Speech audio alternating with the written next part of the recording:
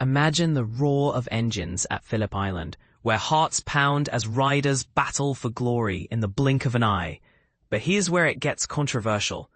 What if a dominant force like Ducati suddenly falters, shaking up the entire MotoGP landscape? Let's dive into the thrilling Australian GP sprint race, where Marco Bezzecchi reclaimed his spot at the top, and explore why this outcome might just change how we view the season ahead. The Aprilia team's Marco Bezzecchi, fresh from a disappointing era in Indonesia, turned the tables with an astonishing comeback to snatch a commanding victory in the sprint race at the Australian Grand Prix. For those new to MotoGP, a sprint race is a shorter, high-stakes format introduced in 2023 to add extra excitement. Think of it as a mini Grand Prix that packs the drama of a full event into about half the distance, rewarding aggressive riding and quick decisions. Bezzecchi skillfully overtook Raul Fernandez of Trackhouse Aprilia with just 3 laps remaining, then pulled away decisively to secure his third sprint win in just 4 weekends. Fernandez, showing great resilience, clung to second, while Pedro Acosta from KTM rounded out the podium. This victory marked Bezzecchi's consecutive sprint triumphs, following his win in Indonesia 2 weeks prior, highlighting his knack for bouncing back from setbacks, a trait that often separates champions from the rest. The race kicked off with Alex Marquez grabbing the whole shot from 6th on the grid, pushing pole-sitter Fabio Quartararo back. But Marquez couldn't hold the lead long. Fernandez seized it at Miller Corner with a powerful start from the second row. Marquez, perhaps overheating his tires in the chase, soon fell behind Bezzecchi, setting the stage for an intense Aprilia versus Aprilia showdown at the front. Bezzecchi closed the gap rapidly by lap 6, though a wide run into turn 10 cost him nearly a second. Still, his blistering pace allowed him to halve that deficit the next lap and get back in contention by lap 9. The deciding overtake came at Southern Loop on lap 10, where he passed Fernandez cleanly, and the latter couldn't retaliate, settling for second. Bezzecchi cruised to a 3.1-second margin, underscoring his mastery over the Phillip Island circuit. Fernandez, meanwhile, achieved his second straight sprint podium finish after a third-place result at Mandalika. On the podium, Acosta fended off a late onslaught from local hero Jack Miller to claim third. Acosta had looked set after a dazzling double overtake on Miller and Marquez at turn 1 during lap 7.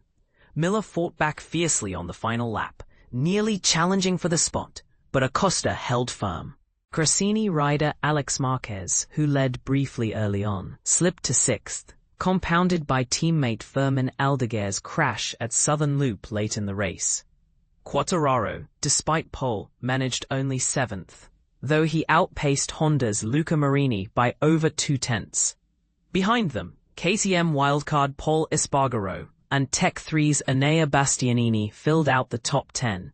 But the real shock was Francesco Bagnaia of Ducati, enduring another rough outing. Starting 11th after a challenging qualifying session, he tumbled to 19th, with his lap times dipping into the 1:30s range, a far cry from competitive pace. He finished 32 seconds behind Bezzecchi, ahead only of test rider Michele Pirro, who stood in for Marc Marquez. Here's where controversy brews. Is Ducati's decline a sign of deeper issues like bike reliability or rider fatigue, or just a blip in an otherwise dominant season? Critics might argue that over-reliance on one manufacturer stifles competition, while fans of the underdogs could see this as a fair shake for Aprilia and KTM. What do you think? Does this upset the balance of power in MotoGP, or is it time for Ducati to innovate harder? Australian GP sprint results. Matt Bezzecchi, Aprilia Racing Team. Aprilia, 13 laps, 19:3.971, 12 points. R. Fernandez, Trackhouse Racing Team. Aprilia, 13 laps, plus 3.149, 19:7.120, 9 points. P. Acosta, Red Bull KTM Factory Racing. KTM, 13 laps, plus 5.310, 19.9281, 7 points. J. Miller, Pramac Racing. Yamaha, 13 laps, plus 5.376, 19.09.347, 6 points. F. Di Gianantonio, Team VR46, Ducati, 13 laps, plus 5.416, 19.09.387, 5 points. R. Marquez, Rossini Racing, Ducati, 13 laps, plus 6.109, 19.10.80, 4 points. F. Quartararo, Yamaha Factory Racing, Yamaha, 13 laps, plus 8.706, 19.12.677, 3 points. Marini, Honda HRC, Honda, 13 laps, plus 8. Do you agree that Ducati needs a major overhaul after this setback? Or is this just part of the sport's unpredictable charm?